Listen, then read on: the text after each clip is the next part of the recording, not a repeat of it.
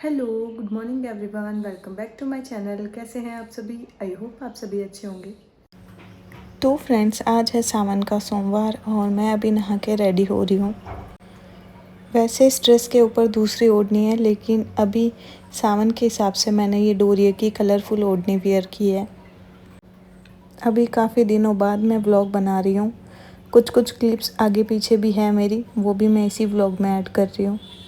अभी पिछले कुछ दिनों से मैं अच्छा नहीं फील कर रही थी, तो मैंने वीडियो नहीं बनाया और अब मुझे थोड़ा अच्छा लग रहा है, तो आज मैंने वीडियो शूट किया है। आप कमेंट करके बताना कि मेरा आज का लुक कैसा है, और आगे आपके कुछ क्वेश्चंस थे वो भी मैंने बताई कि मैं क्या क्या यूज़ करती हूँ।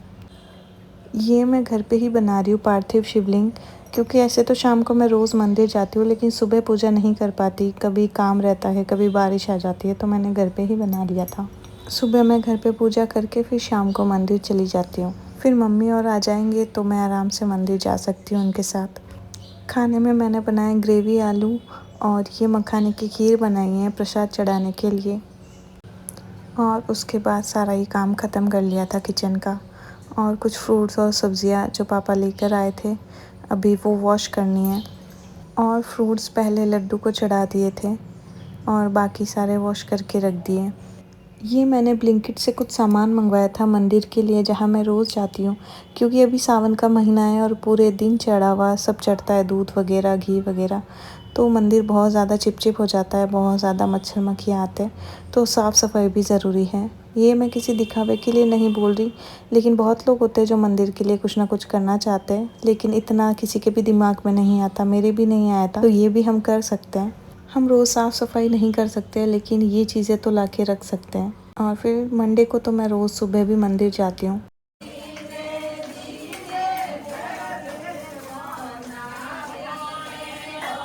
फिर वापस आके सबके लिए अमरूद काटे और उस पर मसाला वगैरह लगा के खाया हम सब ने। और आपने मुझे कमेंट करके पूछा था कि आप कौन सा फेस वॉश यूज़ करते हो, कौन सा परफ्यूम यूज़ करते हो। तो अभी मैं फ्री हूँ तो मैंने सोचा आपके साथ इसी वीडियो में शेयर कर देती हूँ। ऐसे मोस्टली मैं वॉइस ओवर बात नहीं करती हूँ, क्योंकि मम्मी पापा घर पे होते हैं तो मैं इतना नहीं बोल पाती ऐसे ऑन कैमरा। लेकिन अभी वो नहीं है तो मैं ऐसे बोल सकती हूँ आराम से, तो मैं इसी वीडियो में आपको बता देती हूँ। मैं ये गार्नियर का फेस वॉश यूज़ करती हूँ।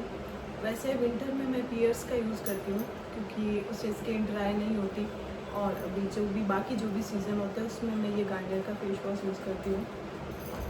और परफ्यूम में मैंने ये मंगवाया बेला विटा के। ऐसे मैंने पिछली बार जो पैक मंगाया था वो 4 वाला मंगाया था, और इस बार इसमें सारे ऐसे छोटे छोटे शैशे में बॉटल्स आती है, और इसके सारे परफ्यूम्स, सारी फ्रेग्रेंस बहुत अच्छी होती है।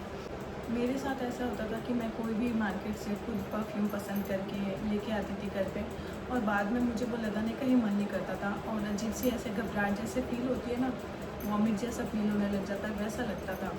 तो हर कोई फ्रेग्रेंस मुझे इतनी अच्छी नहीं लगती, लेकिन जिनको भी ऐसे मेरी तरह फील होता है वो ये परफ्यूम आराम से यूज़ कर सकते हैं। और ऐसे रोज़ ऐसे लगता है नई नई खुशबू, ऐसे अलग अलग भी लगता है। एक ही एक बड़ी बॉटल से हम लेके आ जाते हैं, वो सेम ही फ्रेग्रेंस लगती है, इससे कुछ अलग हो जाता है। शादी के टाइम से मैं रिया इंटेंस गोल्ड ब्लू वाला जो परफ्यूम था, वो ऐसे उसकी स्मेल मुझे बहुत बैड गई थी और बहुत कंफर्टेबल भी लगती थी, तो बहुत लंबे टाइम तक मैंने बस वही परफ्यूम यूज़ किया, उसके अलावा मुझे कोई भी अच्छा नहीं लगता था। और अभी 6-7 महीने हो गए मैंने थोड़े परफ्यूम चेंज किए और कुछ अलग फ्रेग्रेंस ट्राई किए, और उसके बाद अभी मुझे ये अच्छे लगे। क्रीम का भी आपने पूछा था, मैंने वीडियो में बताया था, लेकिन फिर भी एक और कमेंट आया था, तो ये है क्रीम ओले की। और मोस्टली मैं यही ज़्यादा यूज़ करती हूँ। जब किसी फंक्शन शादी में रेडी होती हूँ तो हैवी फाउंडेशन की जगह मुझे ये क्रीम ज़्यादा अच्छी लगती है। एकदम वेलवेट टच है और ये बहुत अच्छी लगती है, तो ये भी यूज़ करती हूँ मैं, पर ये कम ही करती हूँ। मोस्टली मैं ओले ही लगाती हूँ। स्किन केयर के अंदर मेरा फिक्स है ये रोज़ वाटर, और फिर जब ये लगा के सूख जाता है तो ये एलोवेरा जेल। ये मैं बहुत सालों से यूज़ कर रही हूँ और मेरी स्किन पे यही सूट होता है, तो सबसे ज़्यादा मैं यही यूज़ करती हूँ। सीरम भी तो मैंने कुछ टाइम यूज़ किया था, लेकिन अभी इस मौसम में जैसे बहुत चिप चिप वगैरह है तो मैं नहीं लगाती अभी सीरम। और ये है लोशन एम कैफिन का। एम कैफिन के सारे लोशन मुझे बहुत अच्छे लगते हैं, लेकिन इसकी फ्रेग्रेंस बहुत अच्छी है। आपको परफ्यूम लगाने की भी ज़रूरत नहीं है, अगर ये लोशन लगा लेते तो दिन भर ऐसे हल्की हल्की फ्रेग्रेंस आती रहती है। जब इतना कुछ बता दिया तो आपको ये मेरा छोटा सा मेकअप किट भी बता देती हूँ उसमें क्या क्या है। जब मैं नई नई शादी करके आई थी तब मैं बहुत सारी चीज़ें लेके आई थी और सारी यूज़ भी करती थी। जब भी कहीं फंक्शन में जाते थे एक एक करके लगभग सारे प्रोसेस में करती थी। लेकिन जैसे जैसे थोड़ा टाइम होता है तो हम बहुत कम चीज़ों में तैयार होना सीख जाते हैं। तो अभी बस ये मेरा आई शेडो पैलेट है, लाइट मैं कोई ब्रश कुछ यूज़ नहीं करती, सीधा ऐसे लेके हल्का हल्का आई शेडो कर देती हूँ। मोस्टली ये जो शिमर के हैं लाइट गोल्डन कलर के, ये ज़्यादा यूज़ करती हूँ मैं। ये है शुगर का फाउंडेशन, पर इतना मैंने इसको यूज़ नहीं किया है, लेके रखा है। लेकिन ये ठीक है, विंटर में कभी कभी लगा लिया, कोई शादी में गए तो या नाइट फंक्शन में, बाकी इतना नहीं यूज़ करती मैं। ये है डार्क लिपस्टिक इनसाइड की।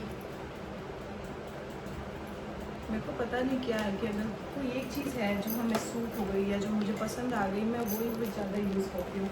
अभी भी ये जो लिपस्टिक लगाई है मैं मोस्टली हर जगह यही लिपस्टिक लगाती हूँ। ये थी बीबी क्रीम, पॉन्ड्स की भी थी, एक लैक्मे की भी थी। ये कंसीलर, मस्कारा मैं हमेशा यूज़ करती हूँ। काजल लाइनर करूँ नहीं करूँ, लेकिन अगर जब भी तैयार होती हूँ तो ये लैक्मे का है मस्कारा। ये मेरी लिपस्टिक लैक्मे की फॉरएवर मैट, ये बहुत अच्छी रहती है, एकदम थिन लेयर आती है और बिल्कुल भी ऐसे मैट नहीं लगती है, ऐसे हैवी नहीं लगती लिप्स पे, और एकदम लाइट कलर अच्छा लगता है। ये है लिप लाइनर, बस बाकी 2-3 लिपस्टिक है, इतना ही है मेरा मेकअप किट जो मैं यूज़ करती हूँ अभी। अगर आपको और भी कुछ पूछना हो तो आप मुझे कमेंट करके पूछ सकते हैं। और दिन में फ्री होकर मैंने थोड़ी वीडियोस भी शूट कर ली थी। ऐसे अलग से तैयार होकर वीडियो बनाना थोड़ा मुश्किल हो जाता है। जब भी मुझे टाइम मिलता है या मैं थोड़ी फ्री होती हूँ तो मैं पहले ही अच्छे से तैयार होकर रह जाती हूँ, तो कुछ मेरी वीडियोस वगैरह बन जाती है। और आज बहुत बारिश हो रही थी। अभी मैंने काफ़ी दिन से व्लॉग नहीं बनाया, तो 1-2 क्लिप्स या वीडियोस आगे पीछे भी है मेरे। और ये बहुत बारिश हो रही थी और ये शाम को लेके आए थे पनीर के पकोड़े और मैंने बनाई थी चाय। पापा आज दीदी के घर गए हुए थे, हम 2 लोग ही थे, तो फिर हमने शाम को चाय पकोड़े खा लिए। फिर रात को आए थे पापा घर पे, तब खाना वाना बनाया था। आज मैं नहीं नहाई बारिश में, लेकिन ये काफ़ी देर तक बारिश में नहाए क्योंकि ये ऑलरेडी भीगे हुए थे। आज हमारे किचन में बहुत ज़्यादा चींटियाँ आ गई थी और पूरा ये भर गया था। मैंने उस टाइम वीडियो नहीं लिया था। मैं चौक वगैरह नहीं फेरती, इनको नहीं मारती, तो फिर मैंने ऐसे मिर्ची के डंठल वगैरह फेंक दिए थे। या फिर ऐसे कभी ज़्यादा ही आता है तो कहते हैं उल्टी चप्पल रख देनी चाहिए, लेकिन गैस पे यहाँ पे किचन में तो चप्पल नहीं रख सकते, तो मैंने ये मिर्ची फेंक दी तो सारी चींटियाँ अपने घर के अंदर चली गई थी। अगर पहले देखते ना तो ये पूरा भरा हुआ था और अभी ऐसे एक एक करके सारी चली गई। तो ये ट्रिक भी ठीक है, तो मैंने सोचा शेयर कर देती हूँ, क्योंकि इस मौसम में हर किसी के घर में ये प्रॉब्लम तो होती ही है। और अभी क्योंकि हम कम जने हैं घर पे तो दूध बहुत बच गया, तो मैंने सोचा मैं पनीर बना के रख देती हूँ। तो ये मैंने बना लिया था पनीर, और इससे मैं कल बनाऊँगी मलाई कोफ्ते की सब्ज़ी। ये जो कांच की चूड़ियाँ ला के रखी हुई थी वो इन्होंने मुझे पहनाई। ये पहले की क्लिप्स है, लेकिन मैं इसके साथ ही ऐड कर रही हूँ क्योंकि मैंने डाली नहीं थी। पहले तो मैंने फुल पहन के रखी थी, लेकिन मेरे हाथ बहुत ज़्यादा गीले होते, तो फिर मैंने थोड़ी सी कम कर दी थी चूड़ियाँ। फिर वहीं सारा घर का काम ख़त्म किया और ये लेके आए थे घेवर। शाम को मैं गई हूँ मंदिर। अभी मैं बना रही हूँ मलाई कोफ्ते की सब्ज़ी। ये मैं फ़र्स्ट टाइम ही बना रही हूँ। ऐसे एक बार मैंने बनाई थी, तब कोफ्ते बाहर से लाए थे, सिर्फ ग्रेवी वगैरह बनाई थी, लेकिन ये जो कोफ्ते है वो मैं फ़र्स्ट टाइम ही बना रही हूँ। तो इसके लिए मैंने आलू को बॉईल करके क्रश कर लिया था, और जो पनीर मैंने बना के रखा हुआ था उसको भी इसके अंदर पूरा ऐसे मैश कर दिया, और फिर इन सबको अच्छे से मिला के इसके अंदर थोड़ा सा काली मिर्ची और नमक वगैरह डाल के इसको पूरा मसल लिया था। कुछ लोग इसमें पीनट्स भी डालते हैं, लेकिन मैंने वो नहीं डाले। बाइंडिंग के लिए इसमें मैदा या फिर कॉर्नफ्लोर यूज़ करते, लेकिन वो दोनों ही मेरे पास नहीं थे, तो फिर मैंने देखा कि भुना हुआ बेसन भी हम यूज़ कर सकते हैं और उसका बहुत अच्छा फ्लेवर आता है। तो मैंने थोड़ा सा बेसन जो है उसको रोस्ट करके रख लिया था और इसके अंदर भुना हुआ बेसन मिलाया। जब भी हम कोफ्ते बनाते हैं तो कोशिश यही रखनी चाहिए कि इसके अंदर पानी ना रहे, ना आलू के अंदर, ना ही ज़्यादा पनीर के अंदर। और बाकी जो भी हम मैदा या बेसन वगैरह मिलाते हैं तो पानी जो भी थोड़ा बहुत होता है वो सूख जाता है। और अच्छे से बाइंडिंग हो जाती है। फिर मैंने ये भुना हुआ बेसन लगा के इनको अच्छे से गूँथ लिया था।